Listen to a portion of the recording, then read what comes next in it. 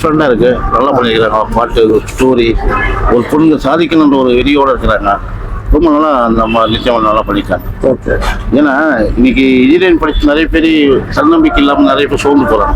இது ஒரு தன்னம்பிக்கையான ஒரு இன்ஜினியரிங் படம். இது ஒரு இன்ஜினியரிங் படம். நல்லா, அதாவது நல்லா படித்தவங்க எப்படி பண்ணலாம், தன்னம்பிக்கை நிற்கலாம், ஒரு பொண்ணால் சாதிக்க முடியுது. சேம் அவரு ஜெயலலிதாவே போராடுறாரு. கடைசியில் 2 பேரும் மீட் பண்ணாங்க, 2 பேரும் ஜெயிக்கிறாங்க. நிறைய பேர் ரொம்ப நல்லா ஹாப்பியாக இருக்குது. பாட்டு மூமெண்ட்டு எவ்வளோ படம் மதியத்தில் இன்னைக்கு ஒரு டென்ட் படம் அருமையாக இருக்குது.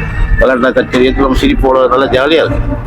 ஆமாம், இதே மாதிரி வன்மம் படங்கள்லாம் நிறைய வருது. வெட்டு, குத்து, ரத்தம், காயம், வன்முறை, பாலியல், இது மாதிரி படங்கள்லாம் வந்துருச்சு. ஆனால் இது ஒரு வித்தியாசமான படமாக இருக்குது. ரொம்ப நல்லா இருக்குது. உங்களுக்கு ஃபேமிலியோட தாராளமாக பார்க்கலாம், குழந்தைங்களோட பார்க்கலாம். குழந்தைங்களுக்கு சரியான ஒரு நல்ல ஒரு என்டர்டைன்மெண்ட்.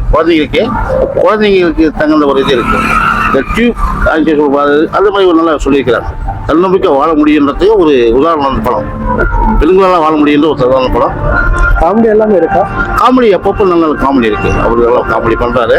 அது கிளாசிக்கல் காமெடி. இந்த மாதிரி இந்த வேலை மாதிரி சொல்லுவாங்களே, அந்த மாதிரி ஜாலியாக அந்த மாதிரிலாம் இது படிக்கும் போது நல்லா இருக்கும். ஒரு நல்ல கிளாஸ் படம் அருமையாக இருக்குது.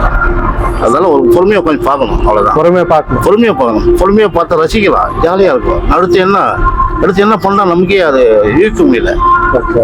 நல்லா இருக்கு. நன்றி சார்.